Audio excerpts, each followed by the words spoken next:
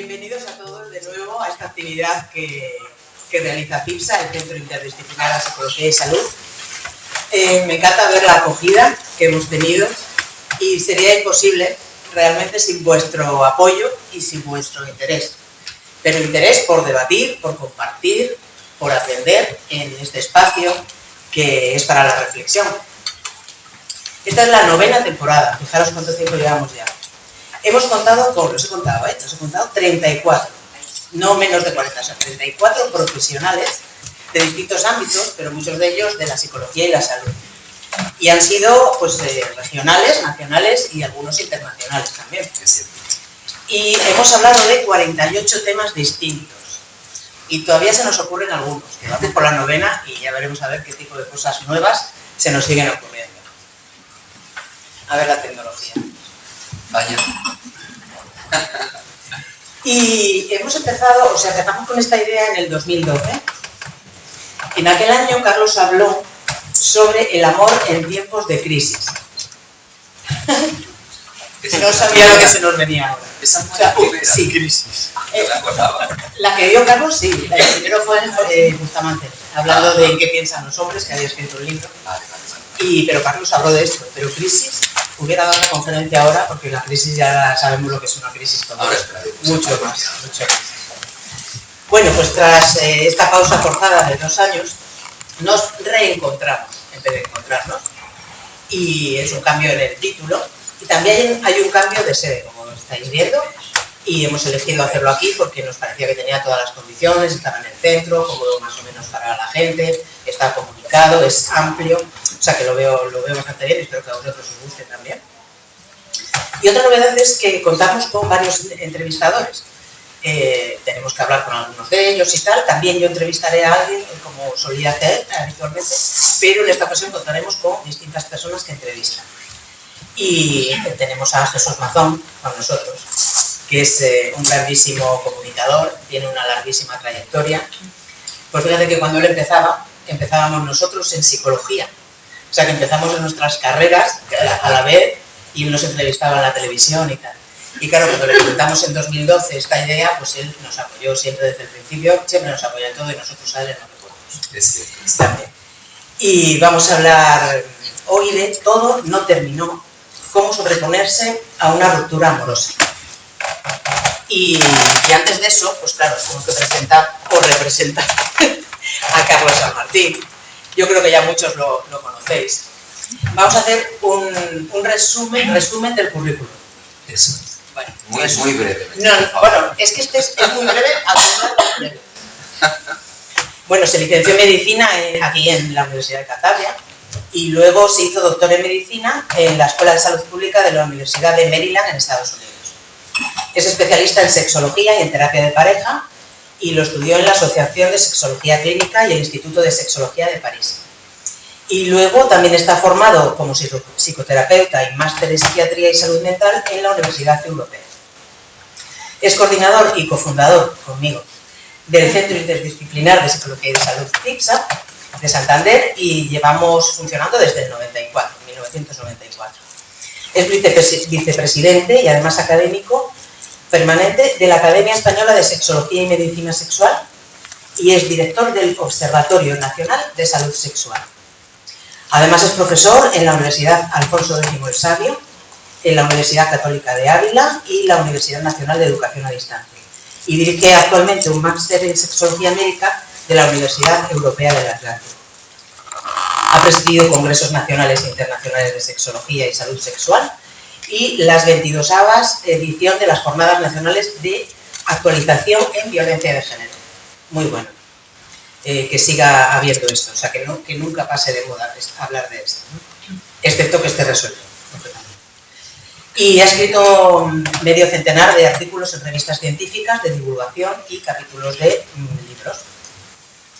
Ha ayudado como terapeuta a más de 5.000 pacientes en más de 55.000 horas de terapia en casi 30 años de práctica clínica como sexólogo clínico y terapeuta de pareja y es uno de los especialistas más reconocidos a nivel nacional. O sea que antes dijimos que teníamos regionales, internacionales y nacionales, pues aquí hay un nacional, ¿vale? Espero que lo disfrutéis mucho, que aprendáis mucho, que preguntéis mucho, ¿vale? Y bienvenidos de nuevo, estoy encantada de volver a veros a todos. Gracias.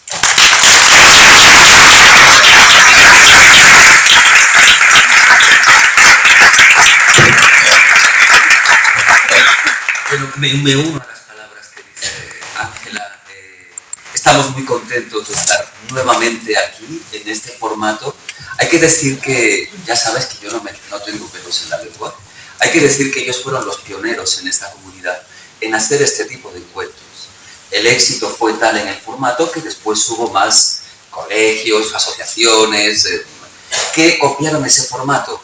Es verdad que nada está inventado, pero ellos aquí en Cantabria fueron los primeros que crearon ese formato de cuerpo a cuerpo, de entrevista, así que al César lo que es del César. Carlos, Ángela, me alegra muchísimo volver a tener contacto con vosotros después de todo lo que hemos vivido. ¿Quién nos iba a decir que viviríamos lo que hemos vivido? Esta mañana, en el chino de la esquina de mi casa, comprando una serie de cosas, vi una mascarilla de plástico, de estas que nos poníamos cuando vivíamos en aquella realidad, ¿os acordáis? Yo le preguntaba a la chica, a la dependienta, ¿hay gente que sigue comprando este tipo de mascarillas de plástico? Me dice, bueno, ya hay menos porque la gente ya ha olvidado que hemos vivido lo que hemos vivido. Y yo no sé hasta qué punto, te preguntaba hace un instante, Carlos, si la pandemia nos ha vuelto locos, entre comillas, porque sé que estáis desbordados de trabajo, que la pandemia nos ha pasado factura a nivel psicológico en muchos aspectos y que todavía siguen naciendo de esa experiencia cosas que estamos experimentando. Bueno, muy buenas noches a todos y a todas. Jesús, gracias por acompañarnos en el camino. Yo también voy a hacer una confidencia, y es que fui uno de sus primeros entrevistados en televisión. Nunca fuiste entrevistado, siempre fuiste compañero de televisión. Sí, pero bueno. Y de muchas horas y de muchas noches de directo. Fue el sexólogo de la tele y fue un bombazo la sección y la gente te adoraba. Fue una experiencia francamente bonita. Fijaros, el último miércoles de febrero del año 2020 celebramos el último encuentro con Kiara, el representante de Alega, hablando de diversidades sexuales. 15 días más tarde estábamos confinados.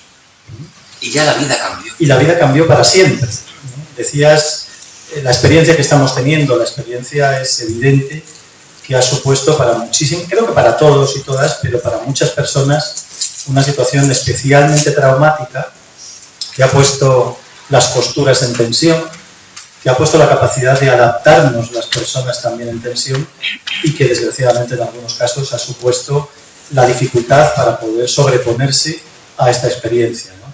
Creo que en todos los servicios de salud mental, no solo nosotros, sino servicios tanto públicos como privados, desgraciadamente todo esto ha llevado a un crecimiento exponencial de los problemas, de los casos a todos los niveles, con especial hincapié en la gente joven, que ha salido especialmente dañada de la experiencia del confinamiento y de todo lo que les ha supuesto la dificultad para socializarse en un momento de sus vidas en que la socialización es especialmente importante. El problema es que tú y yo empezamos a coger carrete y tendríamos para 3 semanas hablando, pero tenemos que ceñirnos al tema para poder abordarlo. Solamente una reflexión que quiero hacer.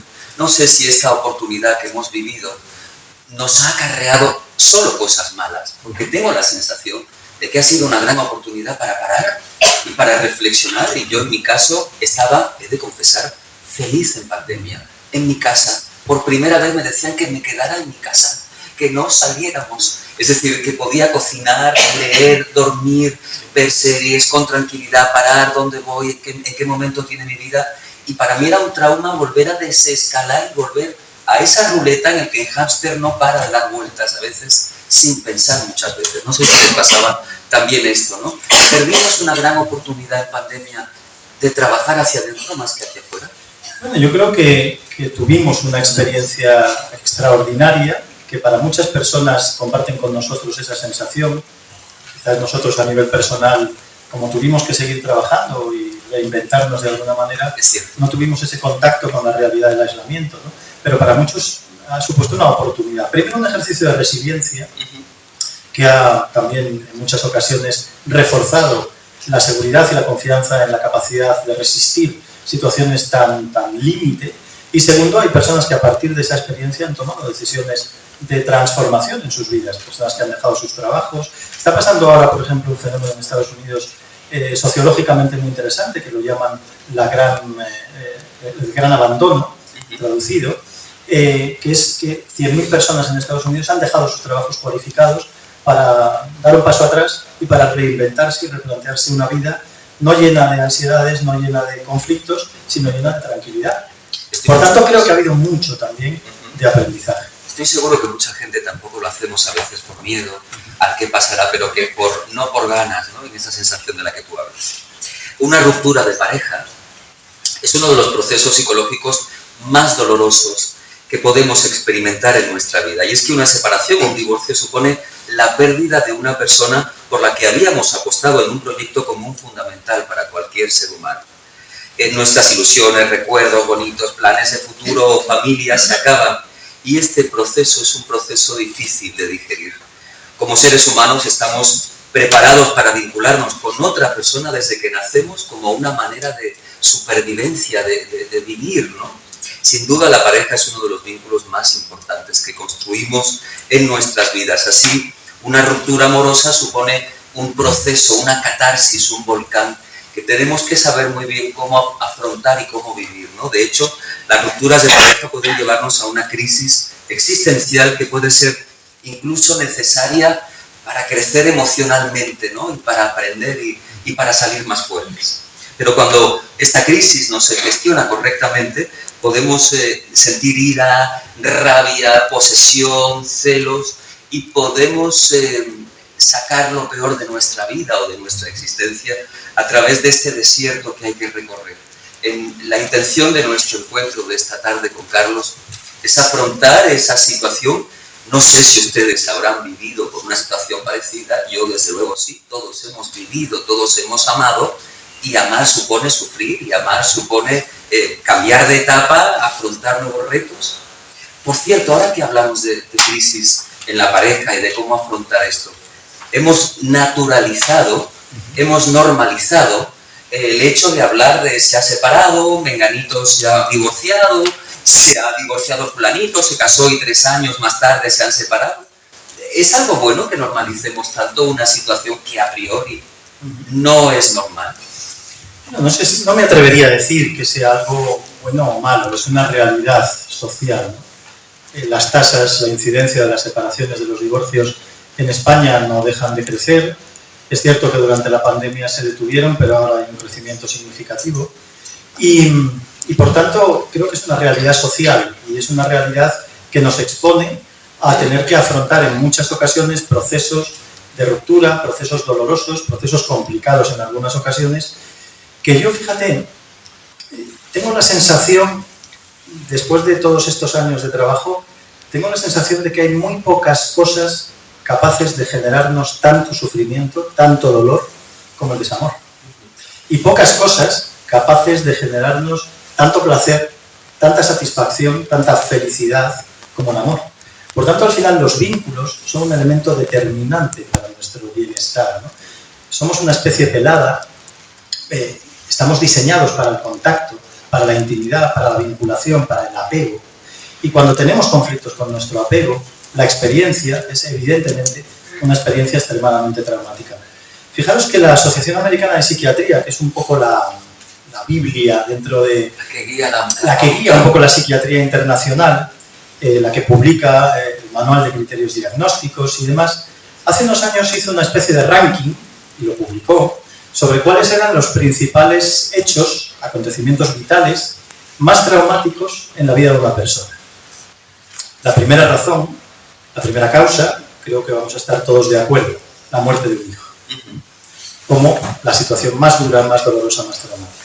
Pero la segunda causa es una ruptura amorosa. Por delante de la ruptura, de la muerte de nuestra pareja. Y por delante de la muerte de otros miembros de nuestra familia. Por tanto, nos da más miedo perder a nuestra pareja al que se muera. Sí.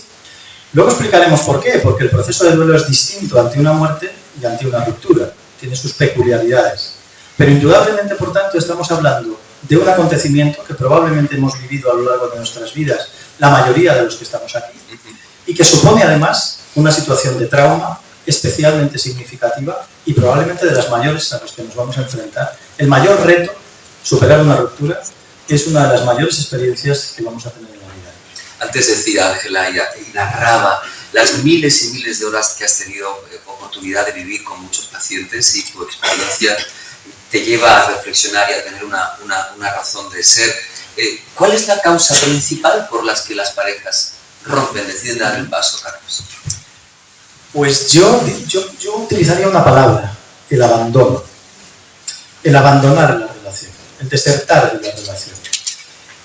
Decía Antonio Gala en un libro una frase que a mí me encanta, y él decía que el amor cuando llega tiende a irse, que hay que retenerlo.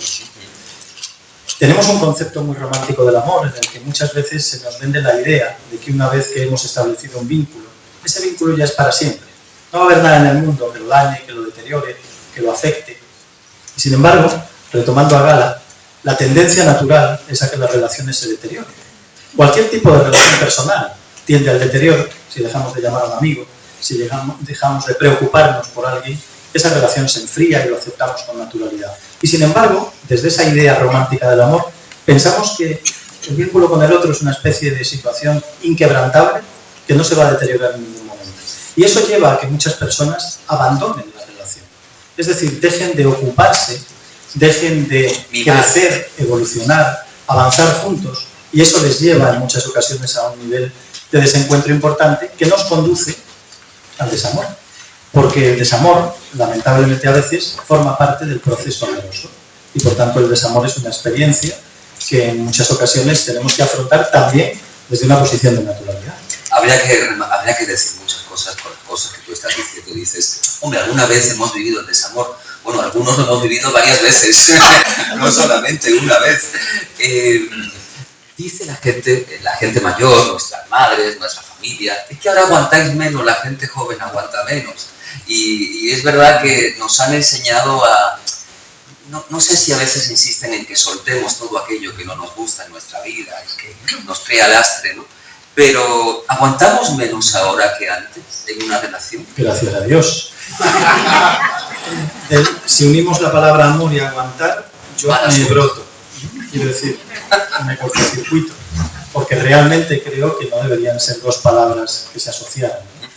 Venimos de la cultura del aguantar, porque venimos de nuestra cultura judio-cristiana, que incluso no estaba permitida la separación. El amor se entendía socialmente como algo para siempre, por tanto no era cuestionable el desencuentro y la separación.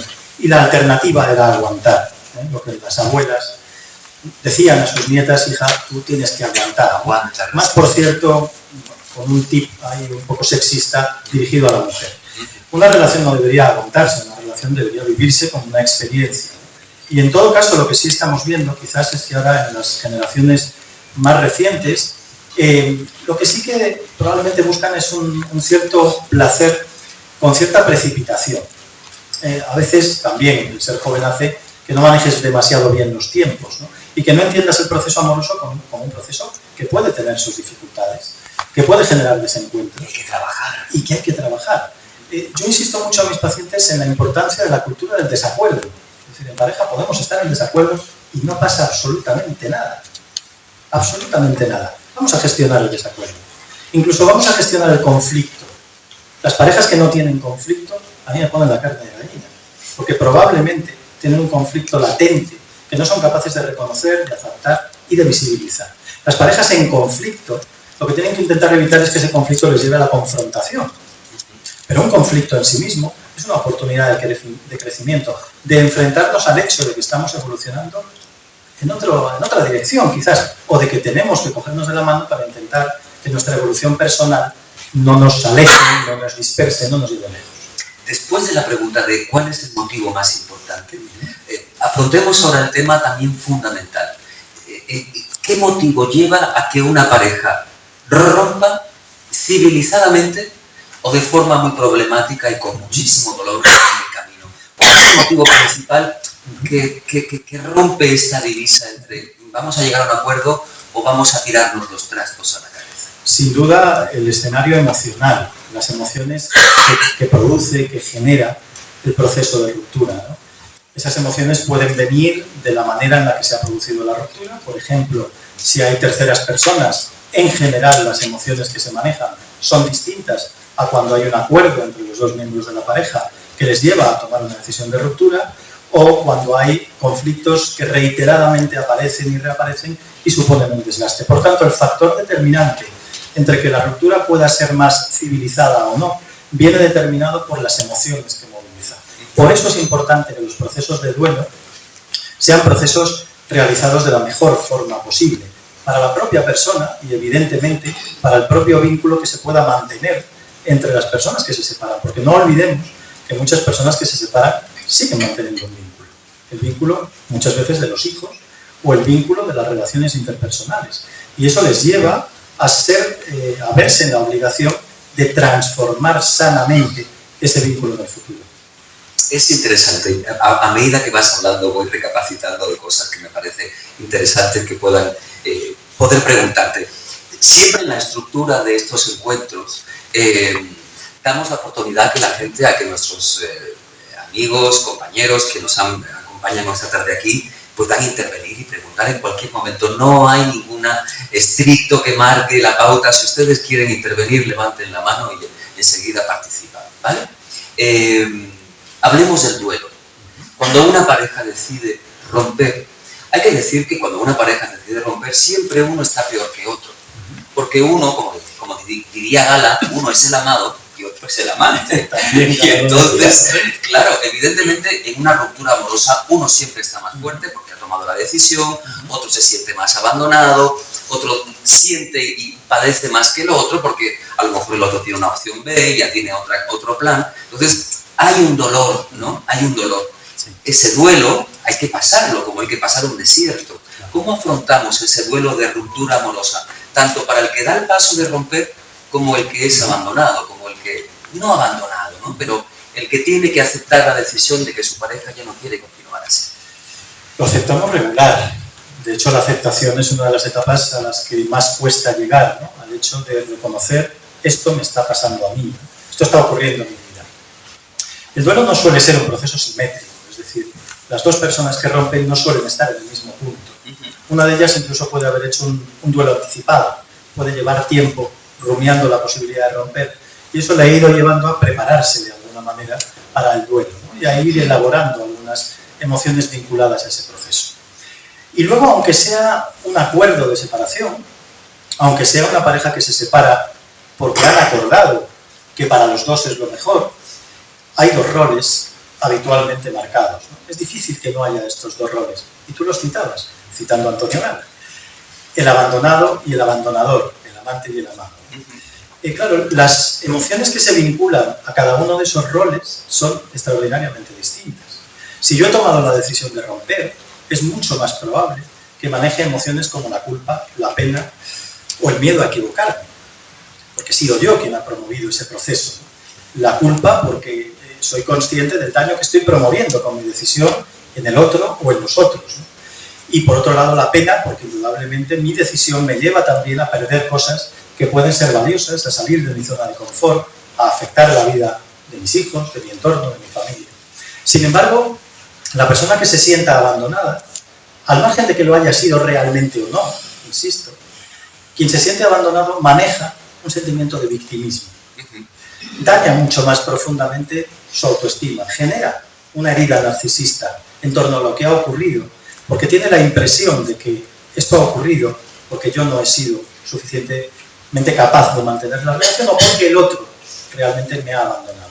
Claro, si además eso ocurre en el contexto de una persona con un cierto apego, tanto desorganizado o con un importante miedo al abandono, se va a amplificar mucho la consecuencia emocional de ese proceso. Pero tradicionalmente tenemos que reconocer esos dos papeles que no son imprescindibles, pero en los que tradicionalmente nos colocamos. Y no es algo necesariamente bueno. Quiero preguntarte si los hombres aguantamos más, las mujeres resisten más por la familia, los hombres nos cuesta mucho más dar el paso, es la mujer la que tome la decisión. Te lo digo porque evidentemente he leído en varias ocasiones que hay diferencia a la hora de dar el paso y decidir romper una relación entre el comportamiento masculino y femenino? Bueno, evidentemente cuando hablamos de sexos, generalizar siempre acarrea injusticias, ¿no? Pero es cierto que yo hace años recuerdo que alguien me dijo una frase que no recuerdo quién fue, pero se me quedó grabada, ¿no? La frase era que un hombre se separa cuando encuentra a otra mujer y una mujer se separa cuando se encuentra a sí misma, ¿no? Yo no diría que llegamos a tanto, pero sí es cierto que quizás para los hombres salir de nuestra zona de confort sin que haya una razón especialmente importante para romper puede ser un proceso más costoso. Y luego, por otro lado, nuestro manejo emocional también es distinto porque quizás nos cuesta más identificar, reconocer y aceptar nuestra vulnerabilidad y, por tanto, nuestras emociones, ¿no? Eso nos debilita profundamente. Porque si algo tenemos que hacer ante un proceso de duelo es reconocer el daño, reconocer el dolor. Luego el sufrimiento es opcional, pero el dolor es absolutamente imprescindible. Si a mí me pisan un pie, me va a doler. El cómo yo elaboro después la consecuencia de que me hayan pisado un pie es cosa mía. Por tanto, ese proceso de normalización de las emociones es absolutamente determinante. Permitirnos las emociones y, por cierto, algo que hacemos poco, mirarnos con un poquito más de compasión. Nos miramos con muy poca compasión. Nos tratamos en general muy mal. Nos miramos con poca ternura. Y yo creo que hay que reivindicar el buen trato hacia uno mismo. Lo estoy pasando mal, estoy en un momento difícil, esto me está costando.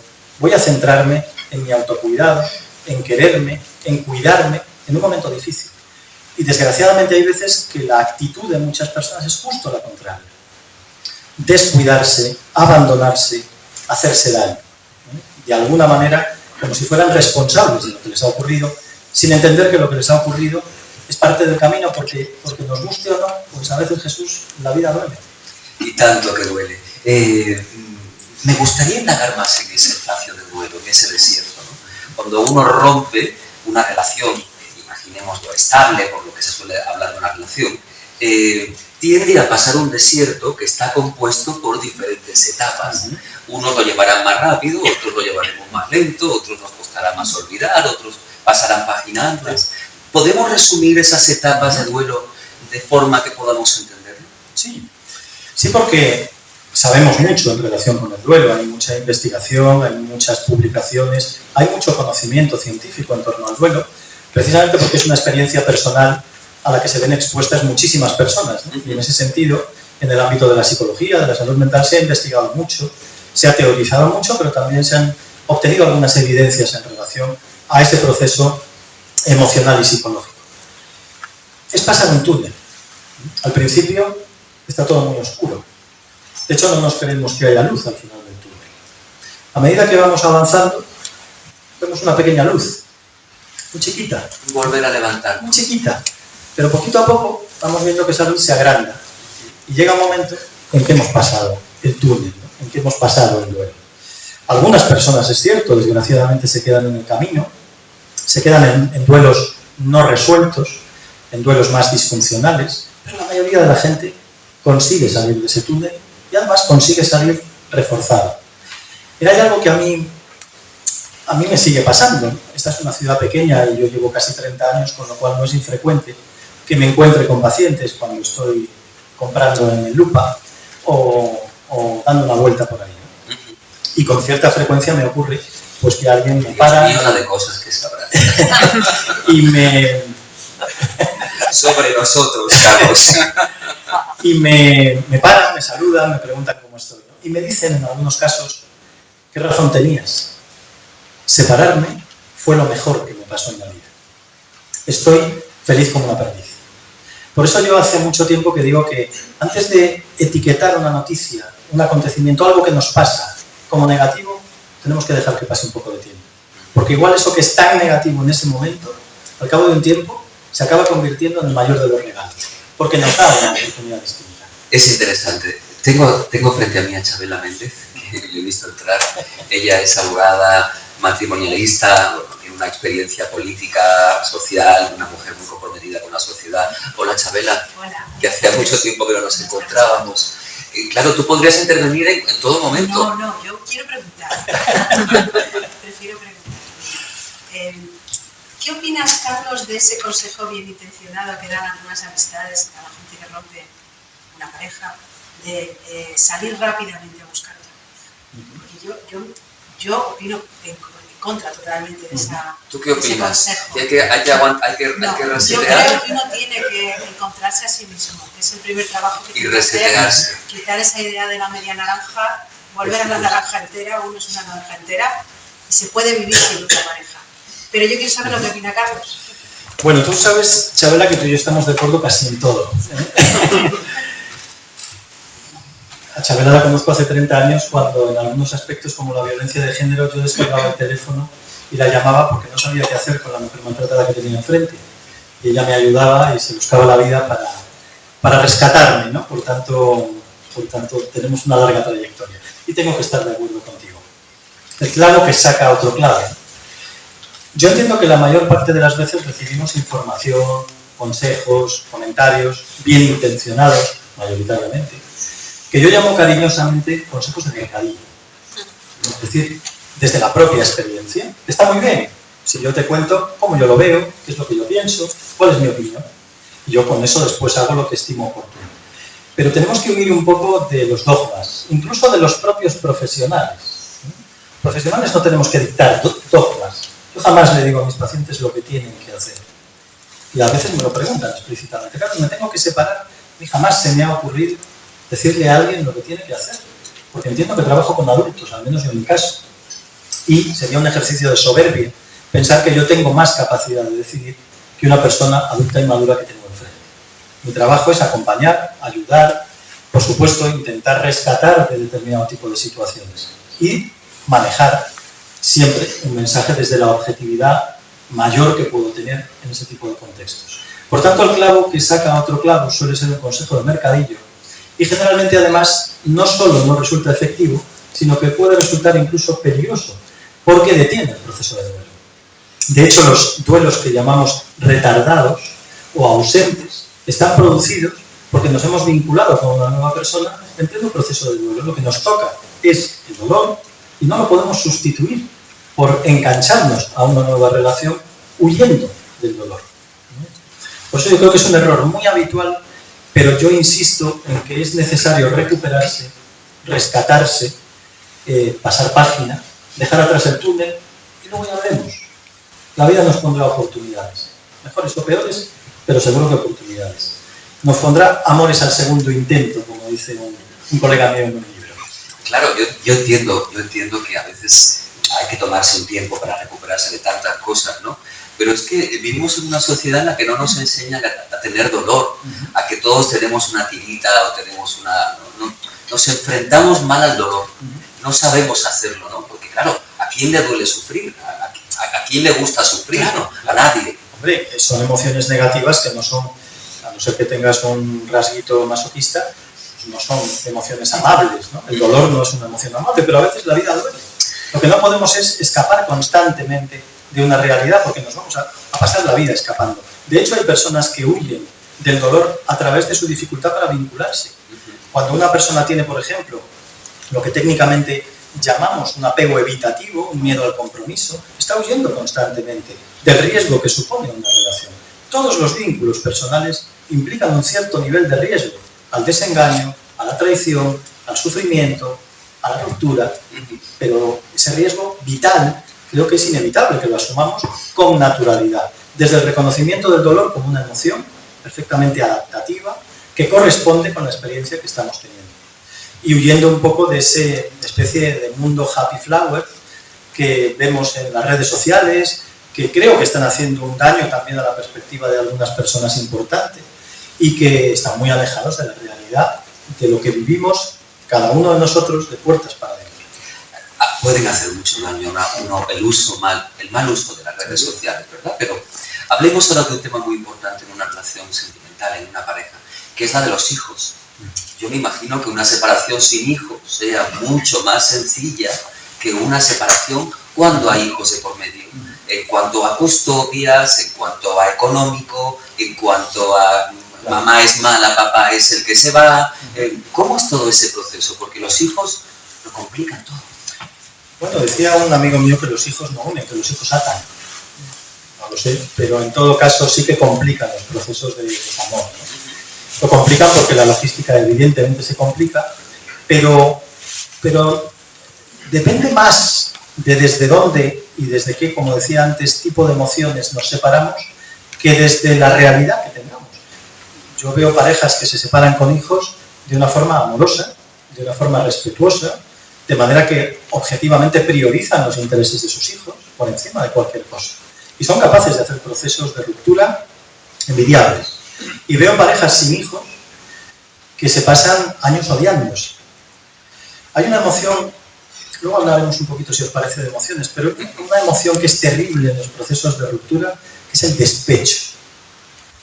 Lo que las personas somos capaces de hacer por despecho. Yo veo a veces experiencias en consulta, que también ven abogados, abogadas como Chabela, que son a veces grotescas.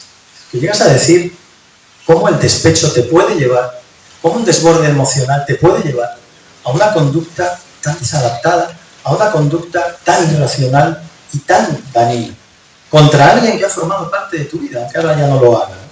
Por tanto, aunque es cierto que logísticamente cuando hay hijos las cosas y judicialmente se complican y además nos exponen a la necesidad de seguir manteniendo el contacto con el otro y por tanto de transformar el vínculo, no nos garantiza, cuando no hay hijos, que podamos hacer un proceso tranquilo o un proceso razonablemente civilizado.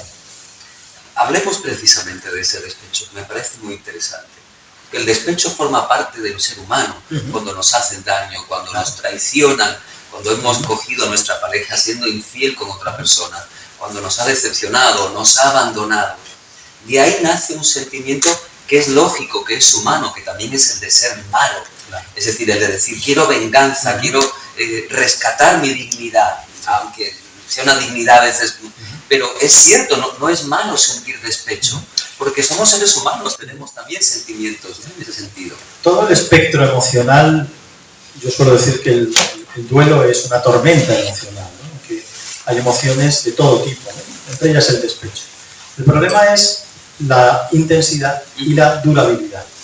Es decir, que en un momento, en las primeras etapas del duelo, en la que estamos sufriendo pues ese momento de ira, de rabia, de enfado, de negación sobre lo que nos está pasando, el despecho es muy común. Aparece, por cierto, más cuando las causas de la ruptura están vinculadas a la aparición de terceras personas. La infidelidad sigue siendo una de las experiencias que producen más despecho, porque crean una mayor herida personal, herida narcisista.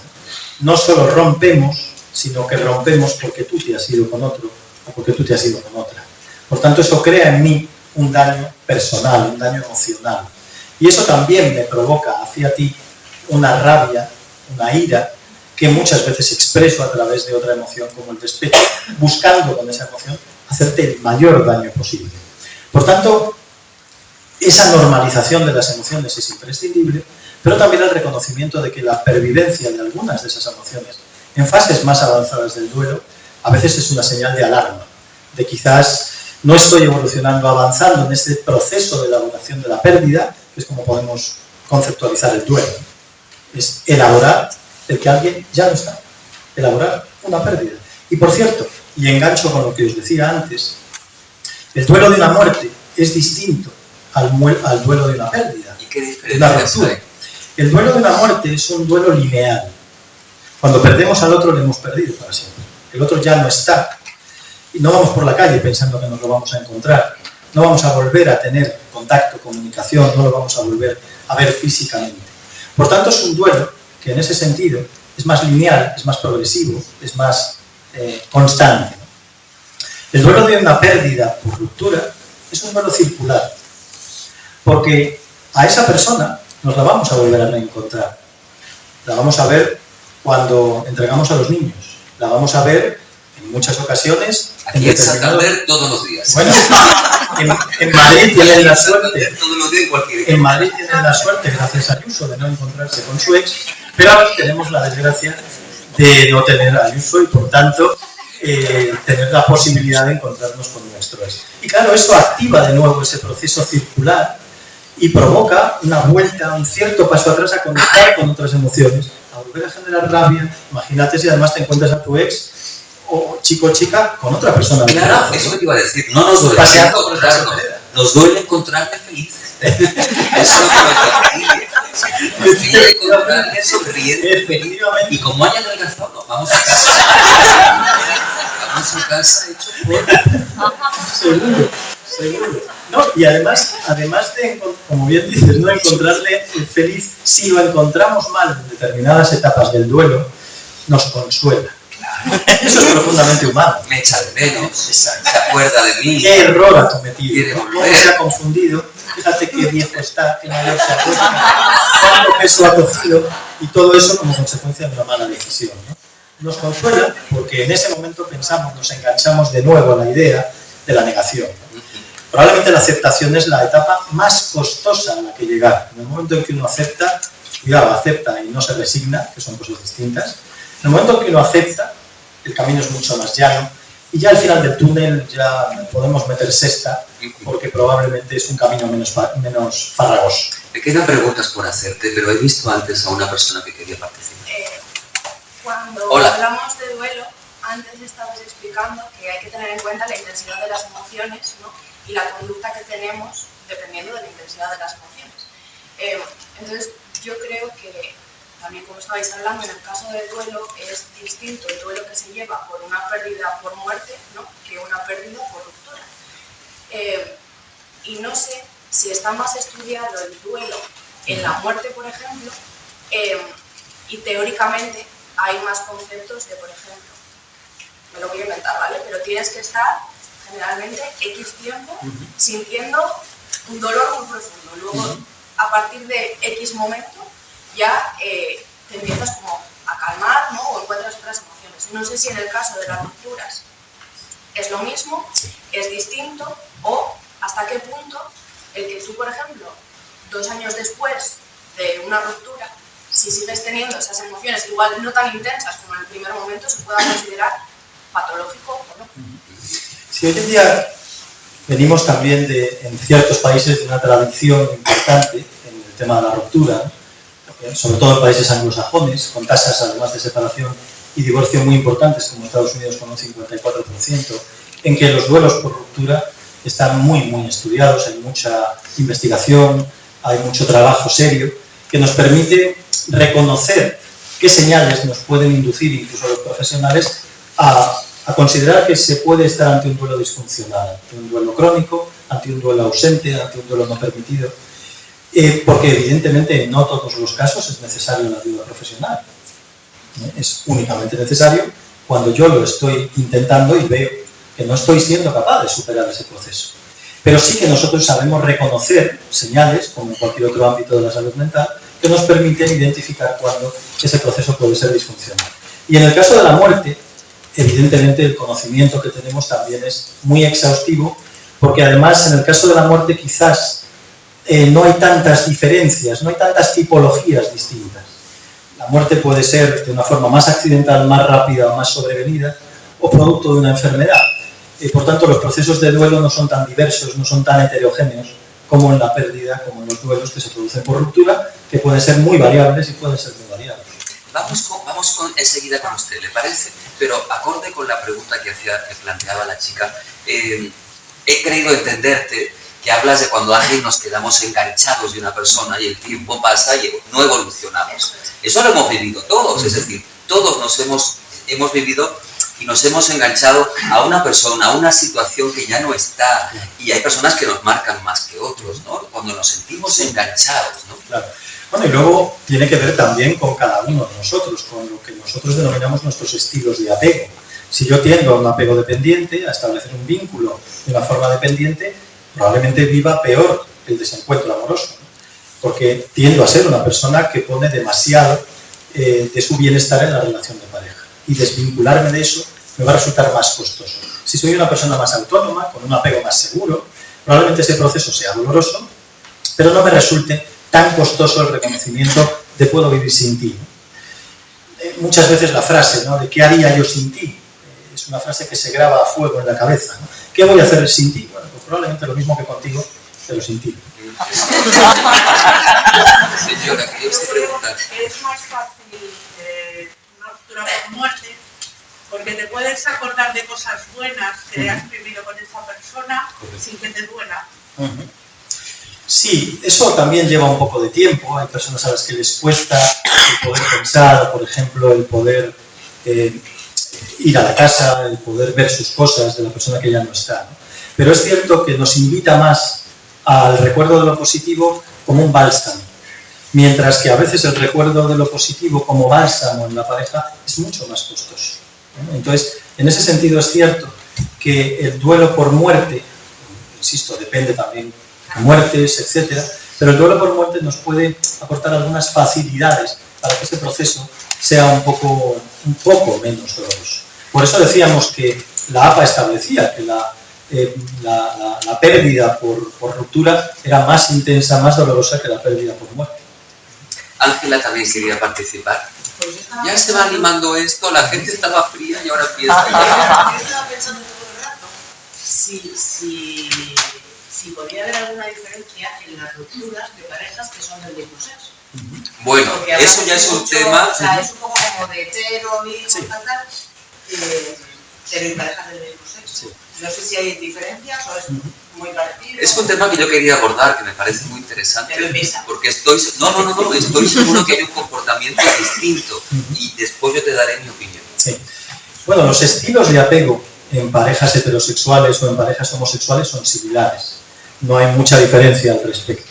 Lo que sí que puede variar es el tipo de relación que tengan. Es decir, en función del tipo de relación, del nivel de compromiso, del hecho de que haya convivencia.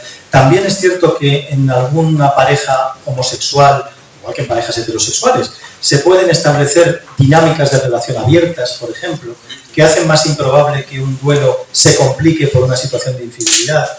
En definitiva, puede haber matices, pero el fondo, y perdonad que insista en este concepto de los estilos de apego, porque es muy importante, es lo que a nosotros nos sirve para identificar en muchas ocasiones el tipo de vinculación que tienen dos personas. No hay una significativa diferencia entre parejas heterosexuales y parejas homosexuales. Y esto es algo conocido también. Bueno, quiero plantear preguntas breves para que podamos avanzar y la gente pueda también intervenir, que también estoy seguro que hay gente que piensa, que quiere preguntar esto, ¿no? Segundas oportunidades.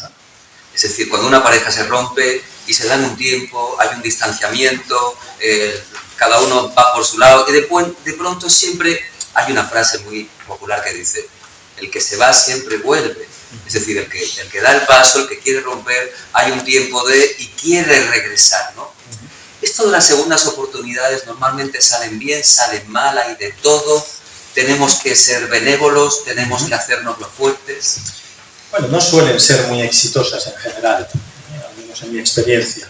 Las segundas oportunidades suelen surgir más de un proceso de duelo que no se está realizando o que en un momento determinado puede encontrarse con dificultades. Por ejemplo, en un proceso en el que la posibilidad de reencontrarnos con el otro puede resultar un bálsamo, un autoengaño. Coincidimos, nos centramos en todo lo que nos ha unido durante todo este tiempo y acabamos teniendo sexo, ¿no?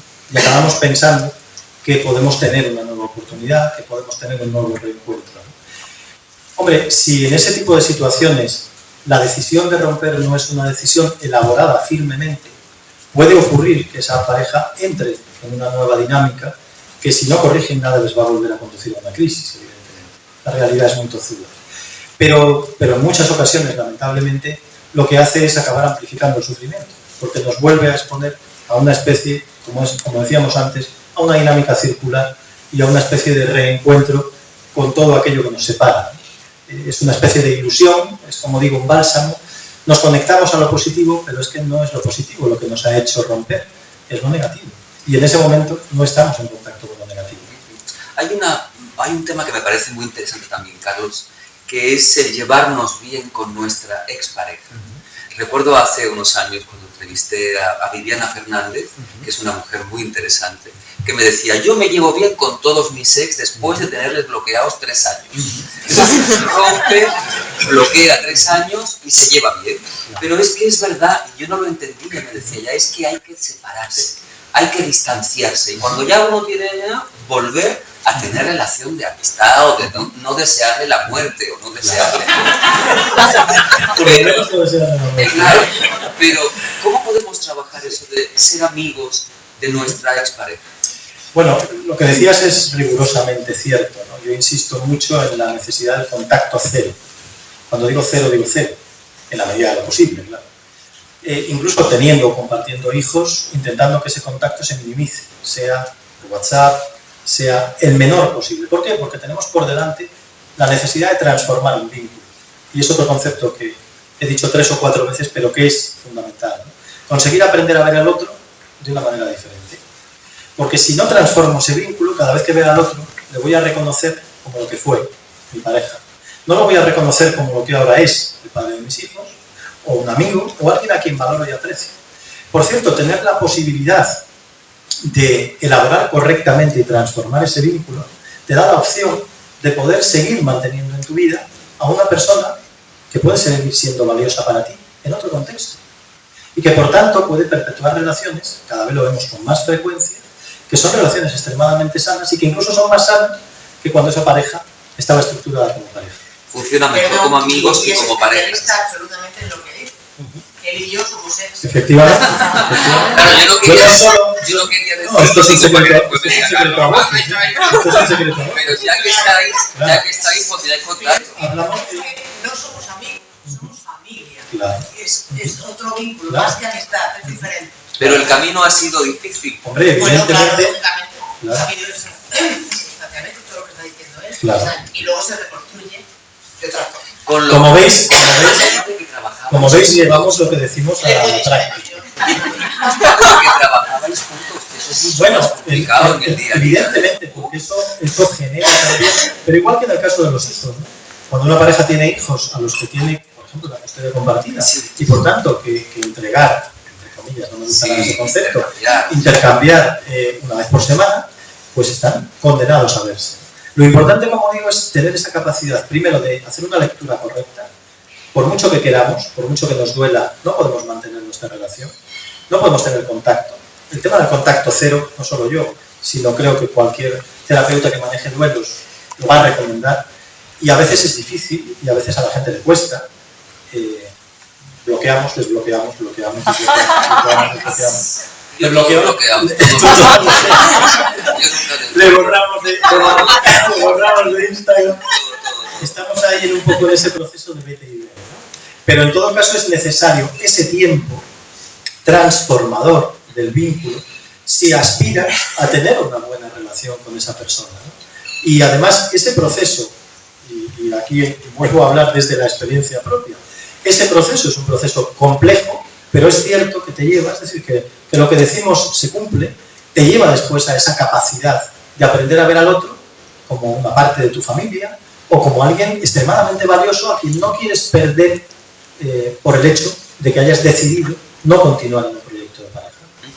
Carlos, cuando una pareja decide separarse, romper, empieza a caminar en ese desierto de recomponerse, de sentirse de odio, de perdona, de mejora, ¿cuándo es un buen momento para volver a tener relación sentimental o volver a abrirte, a darte la posibilidad de volver a conocer a gente? Cosa que aquí en Santander es remotamente imposible.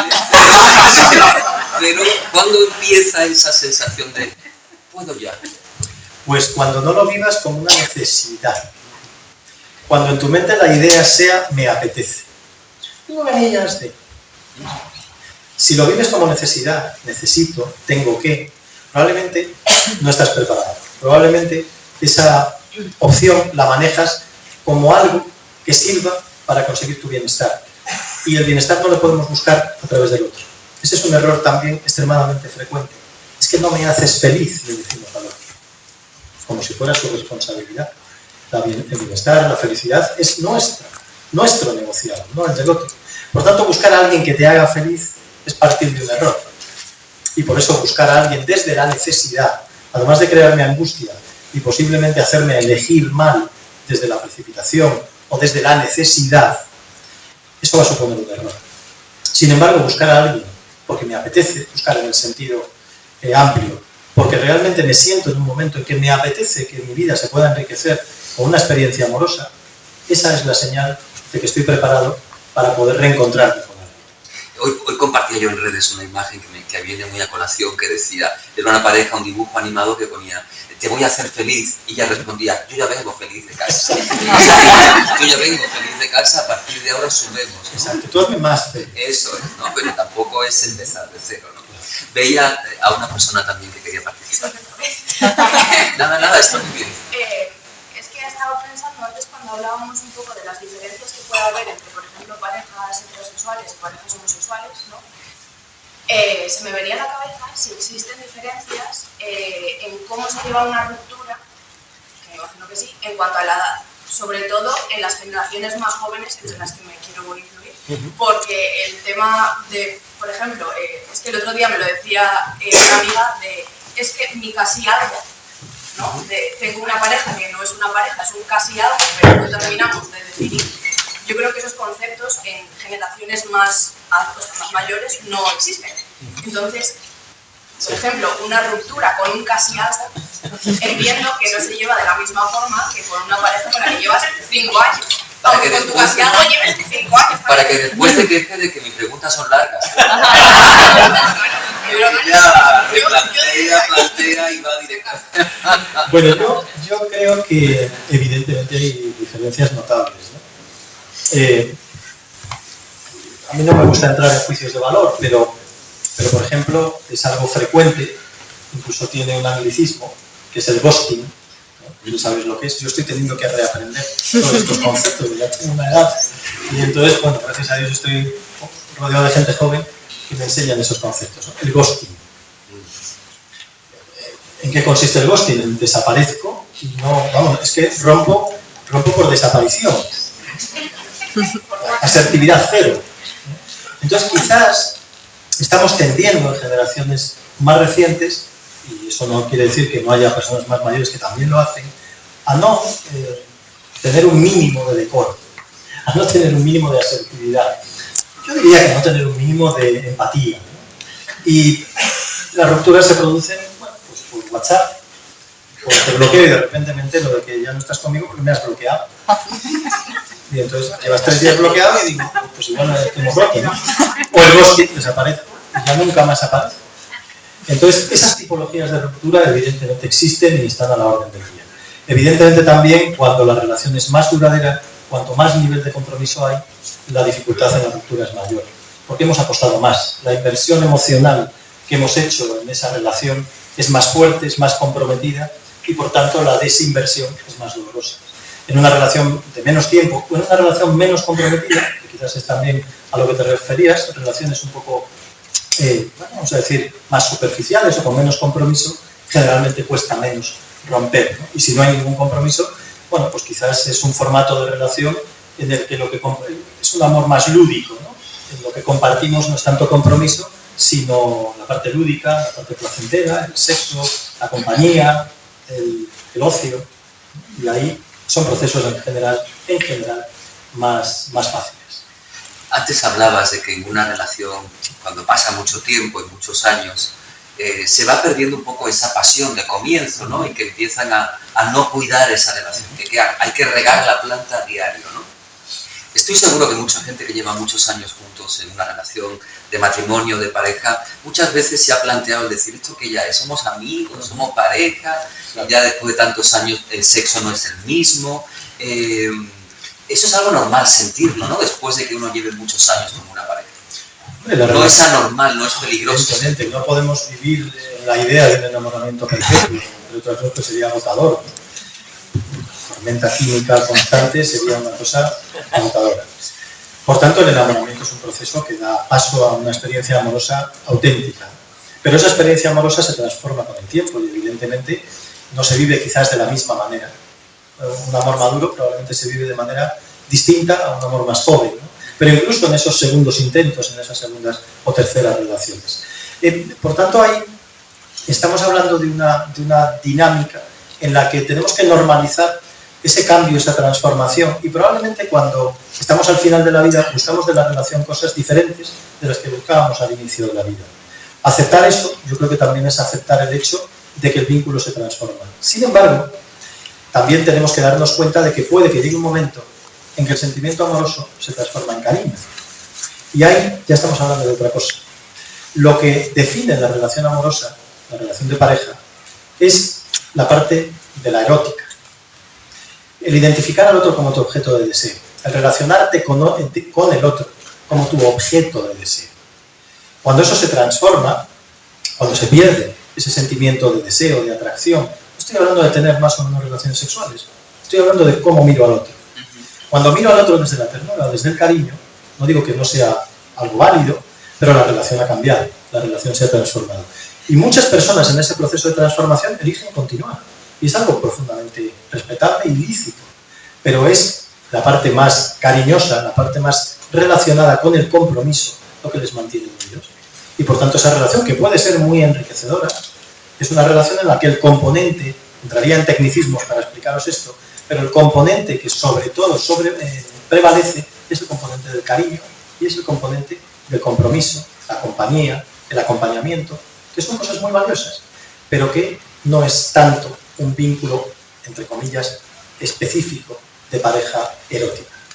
Quiero poner sobre la mesa un tema muy importante, que es un tema que me parece que vivimos muchos y que quien esté en contra que pueda comentarlo y estas cosas, ¿no?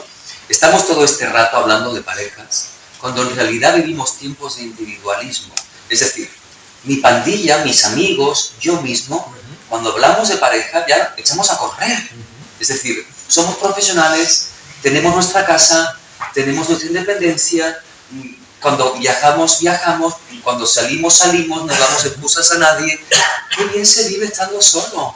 Me refiero a que... Solo no, sin pareja. Sin pareja, no, me refiero a eso, pero hoy en día hablamos de pareja, pero cuando la mayoría de la gente joven estamos viviendo en soledad y muy bien viviendo, claro, muy pero bien vivido. Fíjate, ¿Qué está pasando, Carlos? Te corregía ahí un poquito ese concepto, ¿no? Solo sin pareja. Se ha levantado Ángela, ahí rápidamente. viene ella, ve qué pasa. Claro, es que, fijaros que yo conozco más personas solas con pareja que sin pareja. Es decir, el no tener pareja, ¿Cómo es eso? o el tener pareja no nos garantiza la compañía. De hecho, una persona que no tiene pareja ya se busca la vida para sentirse acompañada. Organiza su vida, organiza su socialización, organiza sus vínculos para no sentirse sola. Sin embargo, una persona, por el hecho de tener pareja, ya se da por hecho que va a estar acompañada. Y no siempre es así. Por tanto, la pareja no nos garantiza el no sentirnos solos. Igual que tener hijos no nos garantiza que nos cuiden.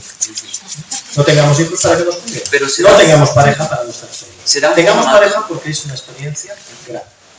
Pero será un plan de vida que en un futuro cada vez será más habitual, más normal, ese individualismo al que vamos todos y tenemos parejas a nivel digital y nuestra pareja vivirá en San Francisco y qué tal, no sé qué. Es decir, ¿tenderemos a ir a nuevos formatos de familia, de pareja en un futuro? Sin duda alguna ya estamos yendo a otros formatos de pareja y de familia, ¿no? Un psiquiatra cántabro, Rafael Manrique, escribió un libro hace unos años, me encanta cómo escribe este compañero, que se llamaba Nuevas geografías amorosas. Me pareció un título brillante, ¿no? Porque hablaba precisamente de cómo se están transformando la forma de relacionarnos. Hay muchas parejas que ya no necesitan convivir, que la convivencia es negociable o que directamente evitan la convivencia y que posiblemente el no vivir con no significa que no convivan. Perdonad el juego de palabras. Pero igual no duermen juntos, pero tienen más presencia en su vida que si durmieran juntos. Por tanto, se va transformando la manera de relacionarnos. Hemos pasado de un concepto muy heteronormativo a un concepto que está mucho más próximo a la realidad de nuestros deseos. Y por tanto hay personas que eligen en determinados momentos de su vida no tener pareja y son felices sin pareja. Hay personas que eligen tener parejas con las que construir un proyecto familiar y lo hacen.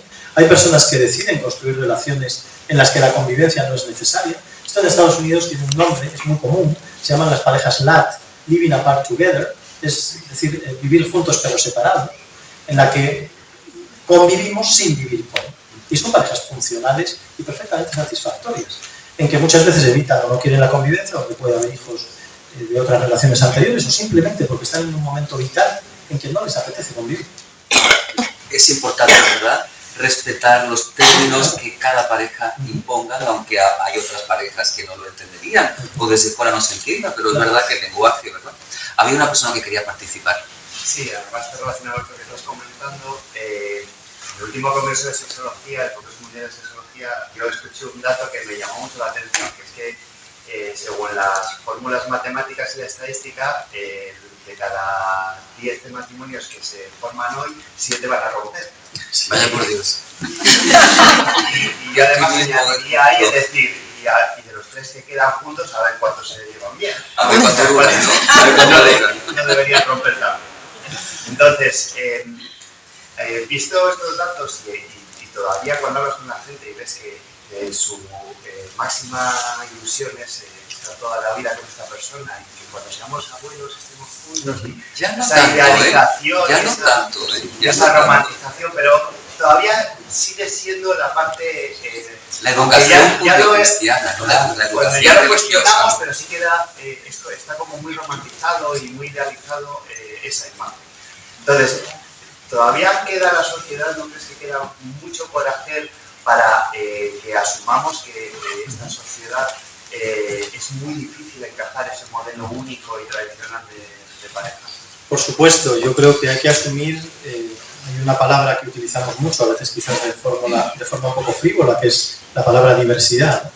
Y también en lo emocional hay que permitirnos la diversidad. Venimos de modelos muy tradicionales, muy normativos, en los que se nos dice cómo tienen que ser las cosas, modelos que nos transportan un poco la idea de que el amor verdadero es el amor fusional, es el contigo pan y cebolla, es el amor en el que se niega la individualidad, en el que se pierde el yo para pasar a formar parte de nosotros. Y ese tipo de relaciones fusionales son relaciones dependientes que muchas veces lo que producen es un sentimiento muy profundo de incapacidad personal, versus una relación con 3 espacios, el tú, el yo y el nosotros, en el que somos perfectamente capaces de combinar nuestra propia autonomía e individualidad personal con el deseo de estar con el otro.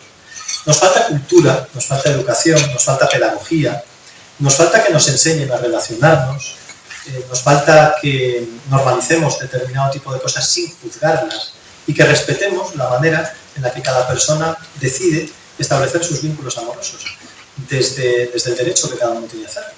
Y de todo eso todavía estamos muy lejos. Bueno, vamos terminando ya porque se pasa el tiempo y nos quedan muchas preguntas, ¿no? ¿Alguien quiere participar? Por cierto, ¿habéis estado de acuerdo con las cosas que hemos dicho, que han sido muchas? Sí, yo tengo una duda. Y es que es la herida narcisista que la ha mencionado 2 veces. ¿Y quién es el narcisista? ¿Quién es el qué perfil? ¿Cómo podemos detectarlo? Cuando hablamos de herida narcisista no nos referimos, ese concepto no se refiere a que la persona que lo sufra sea un narcisista, sino que es una herida en el ego, en el yo, es en mi autoestima, por traducirlo en términos más conductuales, ¿no? Es cierto que los narcisistas generalmente llevan muy mal los procesos de abandono. Los narcisistas suelen ser los que con el despecho la lían parda, ¿eh? Entonces, relacionarse con un narcisista es un deporte de riesgo, no tanto durante, que también, sino especialmente después, porque llevan muy mal eso del abandono, porque hiere directamente su ego. Había por ahí personas que querían participar. ¿Usted? Chica, que quiere preguntar hace rato. Hace rato no, porque no la he visto. Claro, pues se me van acumulando las preguntas, ahora tengo 3. Rapidito, que son casi las 10. Mira, una ya relacionada con el tema del narcisismo. No sé si una persona puede tener como personalidad narcisista, pero a veces ser ella la narcisista y a veces que su pareja se vea narcisista y que como que vaya cambiando. ¿Es eso posible? Sí, es posible porque todos tenemos algún nivel de rasgo narcisista. El narcisismo es un rasgo de personalidad y por tanto todos tenemos un cierto nivel de narcisismo. Cuando coincidan 2 personas con un nivel más o menos significativo de narcisismo puede haber un baile dentro de esa dinámica narcisista, ¿no? Que les lleve, por cierto, a luchas de poder a veces encarnizadas a la hora de imponer su ego, su necesidad de que su ego gane al otro, ¿no? Y por tanto muchas veces vemos en ese tipo de situaciones dinámicas de pareja extremadamente conflictivas. Segunda pregunta. La segunda es sobre contacto cero y ghosting, conectándola con lo de ella. ¿Cuál sería la diferencia o hasta dónde puede llegar el ghosting. Es decir, si tú terminas una relación y dices, mira, ya se ha avisado a la otra persona, mira, ya no podemos seguir hablando, y la otra persona te sigue mandando mensajes, intenta contactar contigo, y tú, aun recibiendo esos mensajes, dices, que también es una reacción normal que una persona que ha sido abandonada pero tiene explicaciones. Ahí ya no hablaríamos tanto de ghosting. Cuando hablamos de ghosting hablamos de desaparición. Es decir, no te digo nada y desaparezco de tu vida. Cuando te digo no quiero estar contigo, vamos a hablar de ello, y a partir de aquí no quiero que nos veamos más porque no es bueno para mí. Entonces estamos hablando de una actitud asertiva, de ser franco, de ser honesto y de decirle al otro lo que no quiero que pase. Y a partir de ahí estamos en nuestro pleno derecho a cortar cualquier tipo de comunicación. Lo que es cuestionable es desaparecer, es no tener hacia el otro el respeto mínimo de comunicar que ya no quiero estar contigo. Es una violencia desde la naturalidad. Es una violencia, es una actitud agresivo-pasiva claro, extremadamente que te dejen, que no te traten como un ser humano. ¿Y tu tercera? La tercera. La tercera es sobre la comprensión, pero quizás muy, muy amplia. O sea, es como, ¿por qué no estamos educados en comprensión? ¿Por qué tenemos que estar todo el día en comprensión? Comprensión. Como empatía. Empatía. No, o sea, como lo contrario a los celos. Ajá, ¿no? En plan, que se trabajaría mucho más en las relaciones abiertas, en el poliamor, pero que no se tratan en las monogamias hegemónicas, no, en las que estamos educados. Porque no somos educados emocionalmente. La educación emocional creo que es una de las carencias sociales que tenemos más importante, porque estar emocionalmente educados lo que nos da es herramientas, instrumentos, habilidades para la vida. Y por tanto, dentro de esa vida, para poder entender qué tipo de relaciones puedo establecer, ¿no? En qué medida me puedo cuestionar determinadas normativas en cuanto a la fidelidad, en cuanto al tipo de relación que quiero, en cuanto a los límites de esa relación. Pero claro, como tampoco hay una dinámica de pensamiento crítico, todo eso no está en el debate social, ¿no? Está en algunos entornos, pero de alguna manera también visto como algo un poco marginal, como algo un poco atípico. Y yo creo que son debates que es importante construir por lo que decíamos antes, porque estamos ante la realidad de que hay nuevas geografías amorosas. Vamos acabando ya, por ahí había una mano. Que una cosa que antes has estado comentando que los signos que tenéis vosotros para ver si una persona pues ya tiene un problema clínico. Sí. Claro, yo tengo una amiga, tiene un problema de este tipo. ¿En qué momento la digo, vete a tu consulta? O simplemente la digo, pues dale un clavo. ¿Cómo podemos distinguir la diferencia de ese momento o la formación clínica? Claro. Bueno, a veces simplemente notamos. Los amigos, qué importante. Claro, pero a veces la función del amigo o de la amiga es fundamentalmente acompañar, ¿no? Es una función valiosísima, escuchar, acompañar, estar presente y estar disponible, ¿no? Yo creo que con eso ya hemos hecho un trabajo extraordinario. ¿Cómo identificar en qué momento puede necesitar ayuda? Cuando vemos que tras un periodo largo de tiempo, fijaros que los duelos disfuncionales no los consideramos, a no ser que haya señales muy, muy evidentes, hasta que no han transcurrido en el entorno de los 3 años. Digamos que un duelo funcional, un duelo normal, es un duelo entre 1 y 3 años. Quiero decir con esto que vayamos a estar 3 años más. Pero sí que durante ese proceso de 3 años, bueno, algunos autores lo extienden a 5. A mí no me compensa. Pero durante ese periodo, digamos, todas esas fases que hemos ido describiendo, la negación, la ira, la depresión, todas esas fases del proceso normal, natural de duelo, pueden tener esa durabilidad, por supuesto, dentro de una evolución. Ahora sí vemos que la persona que tenemos cerca lleva 1 año de ruptura, sigue estando pendiente del teléfono móvil, sigue espiando por las redes sociales, hablando de él constantemente, bien o mal, porque a veces lo que pasa es que le pongo a parir en todos los entornos que puedo 2 años después, ¿no? Cuando percibís que hay demasiada presencia dialéctica, personal, emocional de la expareja de vuestro amigo o de vuestra amiga, simplemente decírselo. No hablarás demasiado de él o de ella. Quizás necesites cierta ayuda para poder seguir avanzando en esto. ¿Usted? Sí, iba a cerrar. Hoy se animan, hoy están animados. En segundas oportunidades, el duelo también, 3 años. No, pero no me malentendáis. No me malentendáis. Se me pasa la vida. 3 años y un día. Cuando hablamos de los 3 años nos referimos a que durante ese periodo el duelo va avanzando, el duelo va evolucionando. Podemos decir que al cabo de 3 años la persona está totalmente restablecida. Por utilizar un concepto, estás sanado. Pero si estás de ese vacunado, proceso.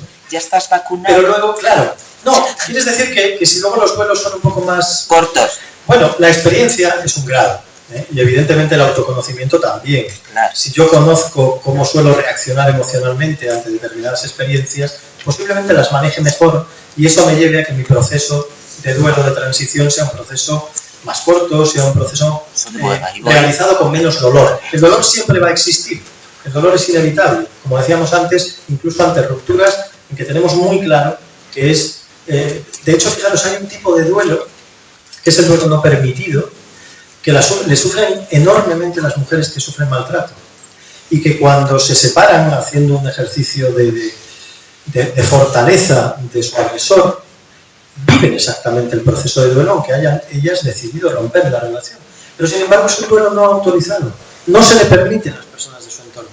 A las personas de su entorno le están diciendo, pero si te has separado eres maltratador, pero si es que este hombre te pegaba o te agredía verbalmente o directamente te maltrataba psicológicamente. Entonces, por ejemplo, imaginaros lo que es un duelo no permitido. Estoy sintiendo que lo echo de menos, estoy sintiendo que hay un vacío en mi vida, pero no me lo permiten sentir porque se supone que le tengo que odiar o que me tengo que olvidar de él el 0, Por tanto, ese tipo de situaciones a veces complican la realidad y complican los procesos. Pero que en segundas oportunidades es diferente. En segundas oportunidades también depende sobre todo del nivel de compromiso, depende sobre todo del nivel que podamos tener de relación con esa segunda persona. ¿Alguien más? Yo le respondería que usted no se lo tome al pie de la letra. Es decir, que no espere 3 años y un día para que si lo siente, pues lo sintió. Mira, tenemos la costumbre, cuando acabamos los encuentros, de tomarnos algo. Entonces, bueno, aquí cierran a las 11 la cafetería. En caso de que cerraran, nos digamos que hay un ambientito por ahí muy bueno, para poder seguir las personas que quieran, hablando con él, charlando un rato, pero tomando una cervecita. ¿Sabes? Entonces ya nos movemos y el que pueda quedarse se queda. Ángela, ¿cuándo es el próximo encuentro? El próximo sería el 30 de noviembre, siempre es último miércoles del mes. Entonces sería el 30 de noviembre, va a hablar Carmen Sarabia de neurociencia y emociones. Decíamos que no se habla mucho de emociones, pues aquí lo tenemos. Y el tema de la neurociencia estará muy en boga y le gusta muchísimo a la gente. Y yo creo que puede ser muy interesante. Ella es enfermera aquí en Valdecilla y es doctora en psicología. La sigo por redes, además, sí. muy activa. Gracias a los dos por permitirnos esta tarde. Sabéis que siempre que llaméis voy a estar siempre ahí, igual que vosotros. Gracias a todos. Yo que venía un poco a defender la individualidad, pero veo a esa pareja de la mano y me están hundiendo por completo. Por alusiones.